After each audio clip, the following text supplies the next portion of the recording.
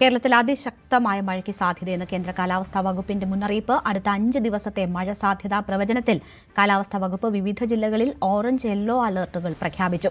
ആലപ്പുഴ ജില്ലയിൽ orange alert പ്രഖ്യാപിച്ചിരിക്കുകയാണ്.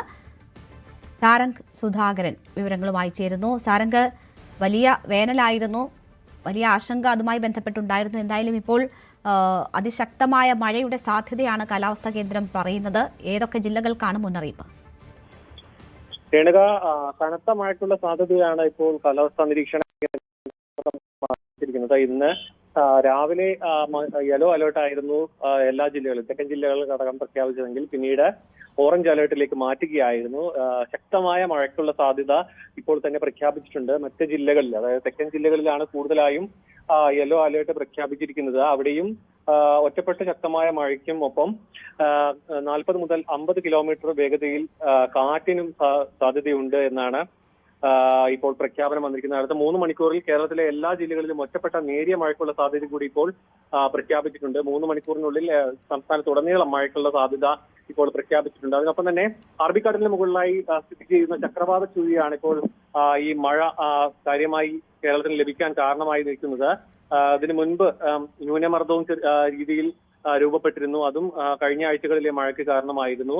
ഇപ്പോൾ എന്തായാലും കേരളം, കർണാടക, ലക്ഷദ്വീപ് തീരങ്ങളിൽ ഇന്ന് മത്സ്യബന്ധനത്തിന് മത്സ്യത്തൊഴിലാളികൾ പോകരുത് എന്നൊരു നിർദ്ദേശം കൂടി നൽകിയിട്ടുണ്ട്. കാരണം 40 മുതൽ 50 കിലോമീറ്റർ വേഗതയിൽ കാറ്റ് പറയുന്നുണ്ടെങ്കിലും അത് 60 കിലോമീറ്റർ വരെയെങ്കിലും വീശിയടിക്കാനുള്ള സാധ്യതയുണ്ട്. എന്തുതന്നെയായാലും മത്സ്യത്തൊഴിലാളികൾക്ക് നിർദ്ദേശം നൽകിയിട്ടുണ്ട്. മറ്റു രീതിയിലുള്ള മഴ മുന്നറിയിപ്പും ഇപ്പോൾ നൽകിയിട്ടുണ്ട്. രേണുക, ശരി, എന്തായാലും ജാഗ്രതാ മുന്നറിയിപ്പുകൾ എല്ലാവരും ശ്രദ്ധിക്കുക.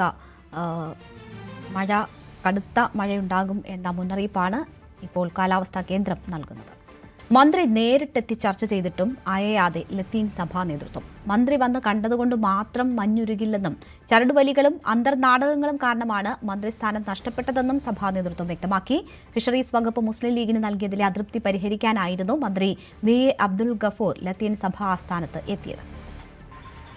ഫിഷറീസ് വകുപ്പ് ലീഗിന് കൈമാറിയതുമായി ബന്ധപ്പെട്ട് ലത്തീൻ അതിരൂപതയുടെ ഭാഗത്തുനിന്ന് വലിയ അതൃപ്തിയും വിയോജിപ്പും നിലനിൽക്കുന്നതിനിടയിലാണ് അനുനയ നീക്കങ്ങളുടെ ഭാഗമായി ഫിഷറീസ് മന്ത്രി വി അബ്ദുൽ ഗഫൂർ വെള്ളയമ്പലത്തെ ലത്തീൻ അതിരൂപത ആസ്ഥാനത്തെത്തി സഭാ നേതൃത്വവുമായി കൂടിക്കാഴ്ച നടത്തിയത്. അതിനുശേഷം സഭ മുമ്പോട്ട് വെച്ച ആശങ്കകൾ പുലിമുട്ട് നിർമ്മാണവുമായി ബന്ധപ്പെട്ടടക്കം, അതോടൊപ്പം വിഴിഞ്ഞം പാക്കേജുമായി ബന്ധപ്പെട്ട് മുതലപ്പുഴയിലെ അപകടങ്ങളുമായി ബന്ധപ്പെട്ടൊക്കെ സഭ മുമ്പോട്ട് വെച്ചുള്ള ആശങ്കകൾക്ക് കൃത്യമായ പരിഹാരം കാണുമെന്നായിരുന്നു മന്ത്രിയുടെ പ്രതികരണം. അതോടൊപ്പം ഫിഷറീസ് വകുപ്പ് മത്സ്യത്തൊഴിലാളികളുടെ പ്രശ്നങ്ങൾക്ക് പരിഹാരം കാണാനുള്ള വകുപ്പാണെന്നും അദ്ദേഹം കൂട്ടിച്ചേർത്തു. ഒരു സ്വാഭാവികമായ ഒരു സൗഹൃദ സന്ദർശനമായിരുന്നു.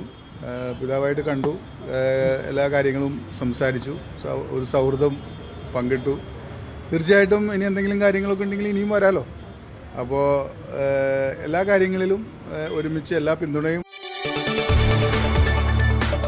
കൂടുതൽ വാർത്തകൾക്ക് News 18 Keralam YouTube channel subscribe ചെയ്യുക.